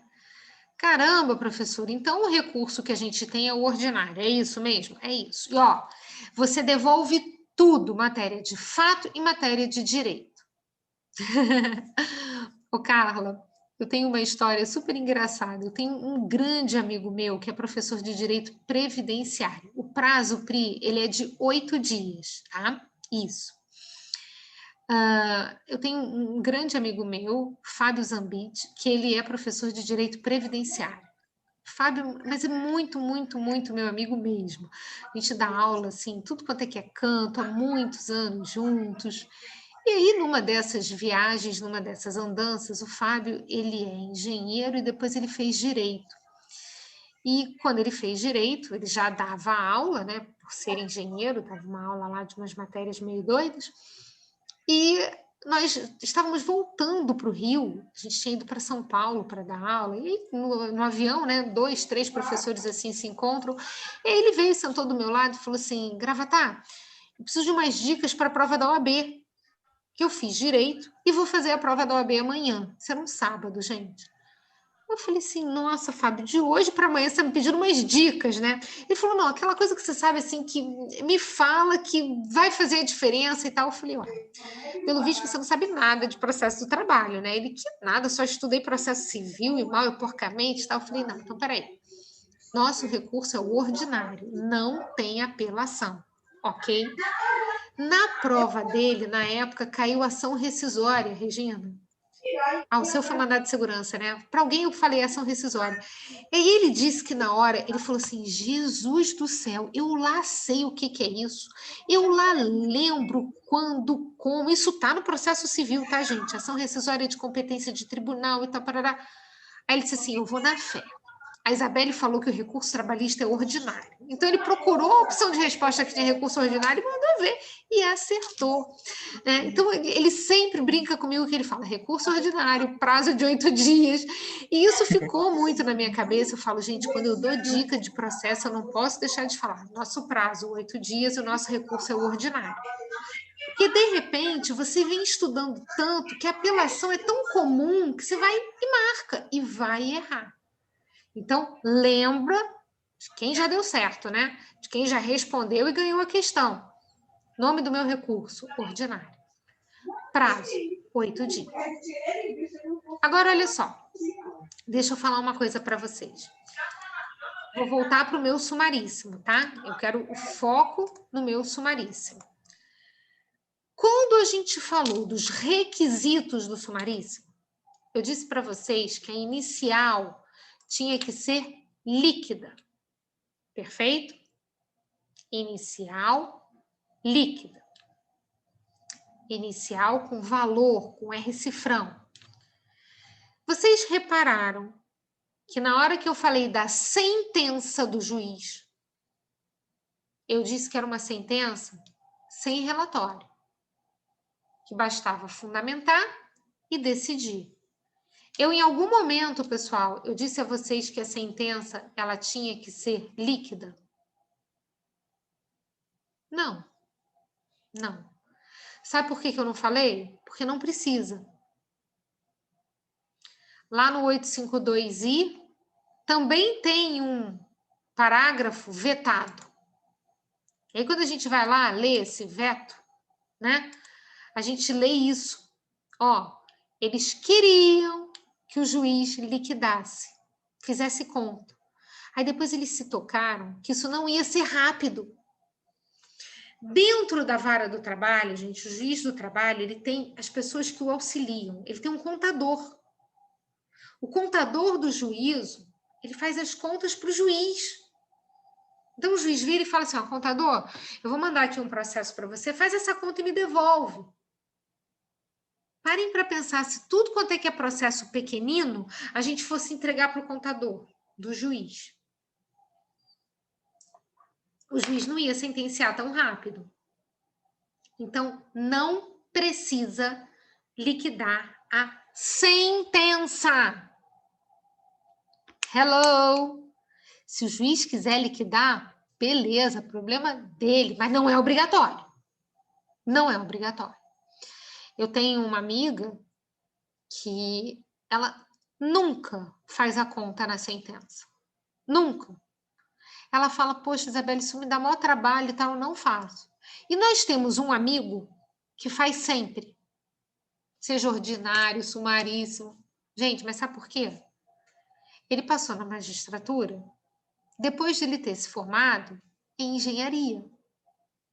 Sabe o cabeçudo que fez engenharia e direito? Então, ele sabe fazer conta, né? De olhos fechados, de cabeça e tal. E aí ele adora, ele gosta de fazer a sentença líquida. Mas isso não é obrigatório. Tá? Eu queria muito que vocês lembrassem da primeira aula, né? Que eu perturbei tanto vocês falando do mapeamento geográfico da prova. Selecionar as nossas questões. Quem está fazendo do jeito que eu recomendei, está percebendo que da questão 70 em diante tem trabalho e processo. São normalmente 6 questões de direito material e 5 de direito processual. Quando a gente faz esse mapeamento, é legal, porque a gente não vai errar, não vai confundir com processo civil. Isso que eu acabei de falar para vocês, o juiz não é obrigado a fazer conta. Vocês vão lembrar de mim na prova? Sim? Então, vamos lá, no processo do trabalho. Está respondendo uma questão de processo de trabalho. Você tem algum momento que o juiz faz conta? É obrigatório ele fazer a conta na sentença? Não. Aí vamos para o processo civil? Você está respondendo uma questão de processo civil. Sabe o que está escrito no CPC, Cíntia? Está escrito assim, se a inicial tiver conta, obrigatoriamente o juiz tem que fazer conta. Aí a Carla está dizendo, mas isso é só no sumaríssimo? Não, Carla, em qualquer um. Ordinário sumaríssimo não existe no processo do trabalho, já que ele é simples, que ele é rápido. Não existe a obrigatoriedade do juiz fazer a conta. O juiz não precisa fazer a conta. Não precisa. Se ele quiser, ele faz, mas ele não é obrigado a fazer. Entendido? O que eu falei aqui? Deixa eu só botar a bateria aqui no computador, que já apareceu aqui, que a bateria baixou. Olha só, qual é a minha preocupação? Você vem respondendo as questões, né? Aí você está empolgadíssimo no processo civil. Lá você tem que responder que se a inicial é líquida, o juiz tem que fazer conta. Aí você vem para o processo do trabalho. Aí você vai lembrar, o processo do trabalho é simples, é rápido. Então, seja no ordinário ou no sumaríssimo, Carla, vale para qualquer procedimento. O juiz não é obrigado a fazer conta. Entendido? Combinado? Para todos, ok, Carla? Combinadíssimo, então. Daí, desta sentença lá do sumaríssimo que a gente não gostou, todo mundo já sabe, cabe recurso ordinário. No prazo de 8 dias. E vocês vão dizer assim, professora, como é que esse recurso vai ser julgado? Porque sumaríssimo é ligeiríssimo. Gente, eu queria que vocês aqui prestassem muita atenção. A nossa CLT, ela não fala como o recurso ordinário é julgado num procedimento comum, num procedimento ordinário. Só fala no sumaríssimo. Aí o aluno dá um passo atrás e diz assim, mas professora, para tudo. Sim, sim, até 40 salários mínimos o sumaríssimo. Então, se eu tiver num procedimento de causa alta, como é que esse juiz vai julgar o recurso ordinário? Como é que o tribunal vai julgar cada regimento interno que diz? Socorro, na nossa prova cai regimento interno? Não. Não cai. Então, gente, se não cai regimento interno na nossa prova, o recurso ordinário no procedimento ordinário não me interessa. Agora, e no sumaríssimo? Tem que saber. Deixa eu explicar para vocês, que depois a Giovana coloca para a gente ali o artigo, tá? Giovana, não precisa colocar agora não, deixa eu explicar primeiro. Tá lá no 895, parágrafo 1º, tá? Mas deixa eu primeiro explicar. Olha só, o juiz da vara do trabalho deu uma sentença. Eu estou na causa pequena, na causa até 40 salários mínimos. E eu não gostei da decisão do juiz. Eu quero recorrer. O meu recurso é o ordinário no prazo de 8 dias. Veja bem, o juiz da vara do trabalho vai receber esse meu recurso e vai dizer assim, parte contrária, apresente o contraditório. Isso se chama contrarrazões. Eu vou te dar o mesmo prazo. A Isabelle teve 8 dias para recorrer, eu vou te dar 8 dias para apresentar as contrarrazões. E conferindo que esse recurso foi interposto no prazo, que os pagamentos foram feitos corretamente, preparo, custas, depósito recursal, que a parte é legítima, que os pressupostos estão preenchidos, eu vou mandar esse recurso para o tribunal. Porque pensa comigo, gente, o juiz da vara deu a decisão. Ele próprio vai analisar o seu recurso? Claro que não. O recurso tem que ir para outro julgador.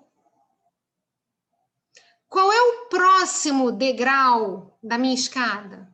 Depois da vara, qual é o órgão? TRT, né, Luciana? Aí no TRT, esse recurso, presta atenção, ó, ele é imediatamente distribuído. Ó, imediatamente no ato. Não tem prazo. Olha, fica ali na gaveta, eu tenho 5 dias para distribuir. Não, não, não, não. Ele é imediatamente distribuído. No tribunal tem um grupo de juízes. Então, um vai ter que ser o relator. O relator, ó, ele vai relatar para os demais. Ele vai contar para os demais que caso é aquele e qual a decisão que ele sugere que seja tomada. Ele vai dar o voto dele. Prestem atenção. O relator só pode ficar com esse recurso no máximo 10 dias. Está nas suas mãos. 10 dias. Não tem revisor. Isto tem que ir imediatamente, ó, imediatamente para a pauta de julgamento. Em tribunal, nós temos sessão, reunião.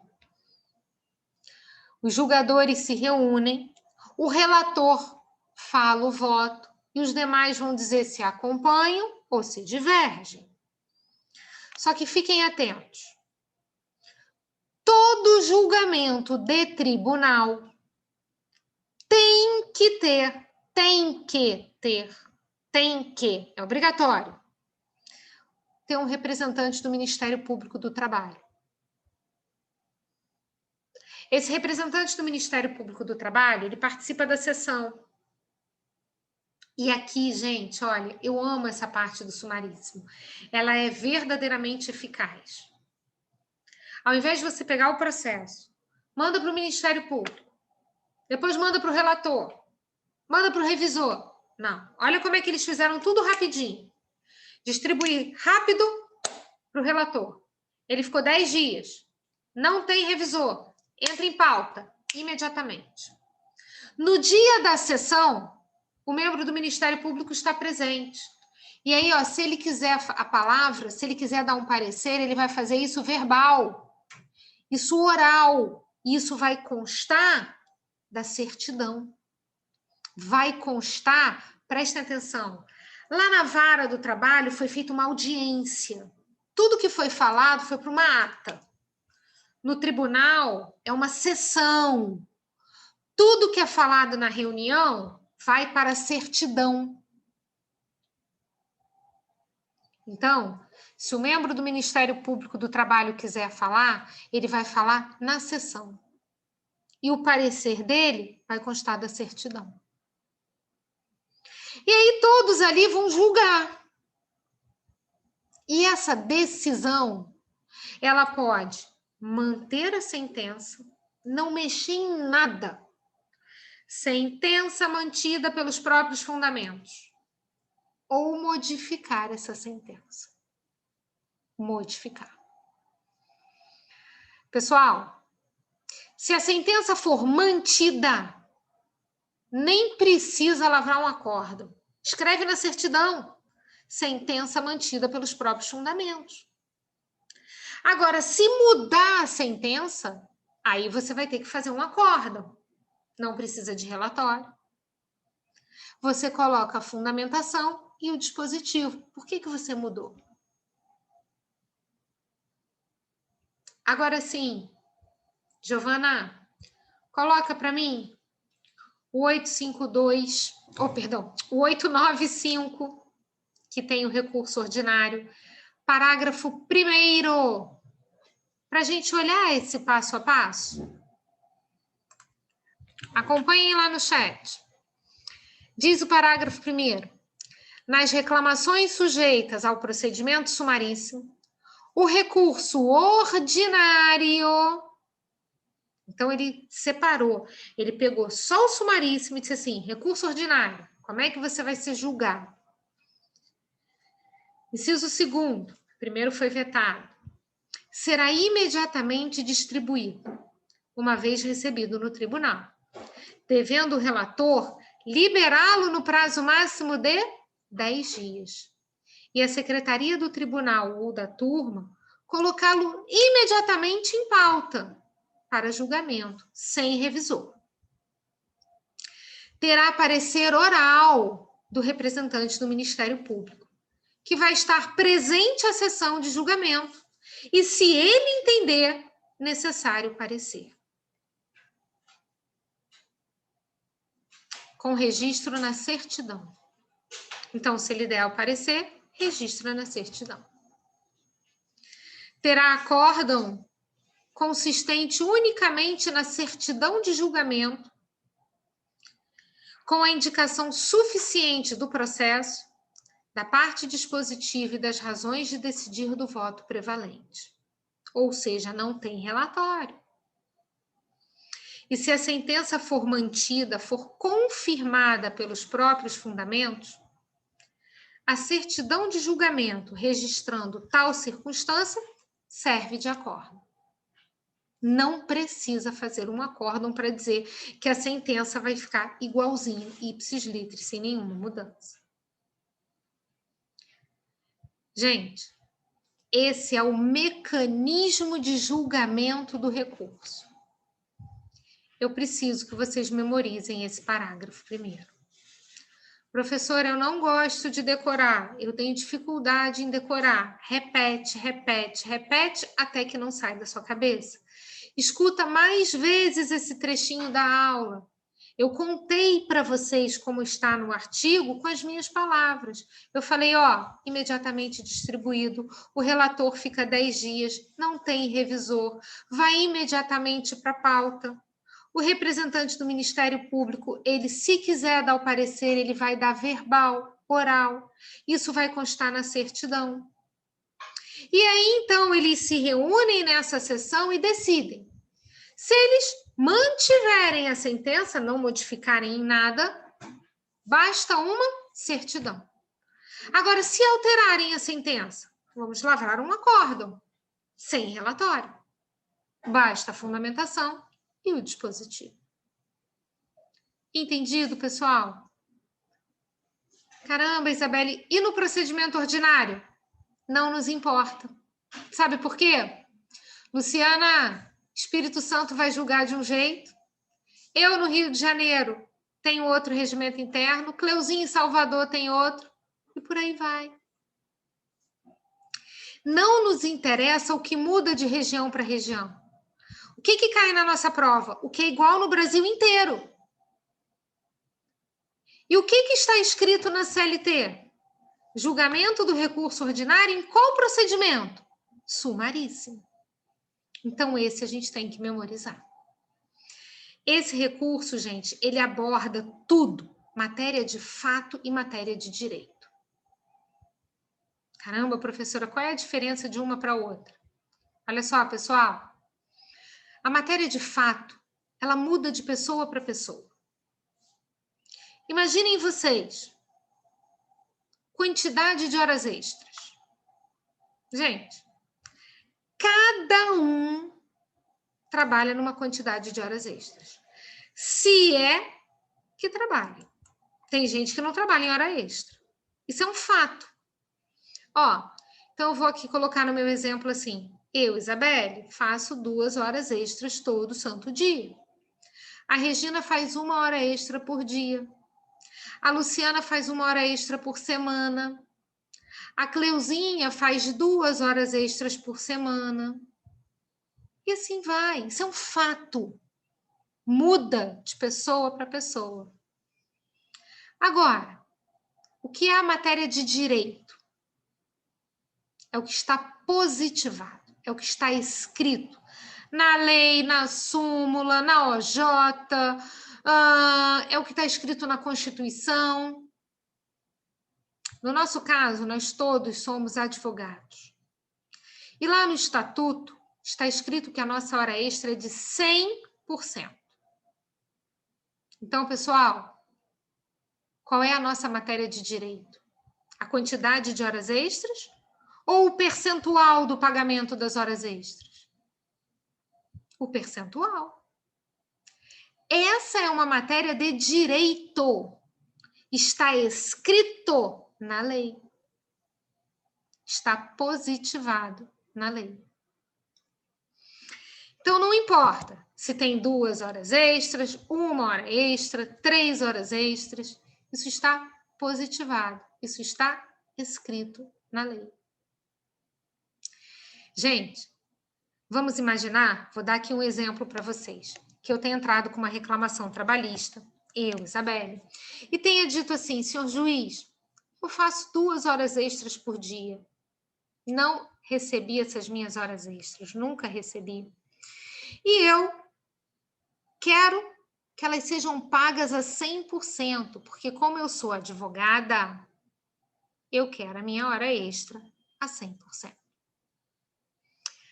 Aí o juiz escuta as testemunhas, olha os documentos e decide. Isabelle, você tem direito a 1 hora extra por dia, não 2. E a sua hora extra, ela será a 50%. Ah, isso é o que está na Constituição. 50%. Gente, eu vou recorrer. O que eu posso colocar no meu recurso ordinário? Tudo. A matéria de fato. O fato é, eu fazia 2 horas extras e não uma só por dia. E vou colocar a matéria de direito. Eu sou advogada, minha hora extra é a 100% e não a 50%. Entenderam? No recurso ordinário, você pode devolver tudo. Matéria de fato e matéria de direito. Aí o tribunal julga. O tribunal julgou e disse assim, mantenho a sentença pelos próprios fundamentos. Mantenho. E agora, gente? Sentença mantida. Eu quero continuar recorrendo. Qual é o meu próximo recurso? Qual é o meu recurso, Cleuzinha? Depois do recurso ordinário, qual vem? Recurso de revista. Recurso de revista. Só que agora tem uma coisa, gente. Olha só. Vamos pensar aqui comigo, tá?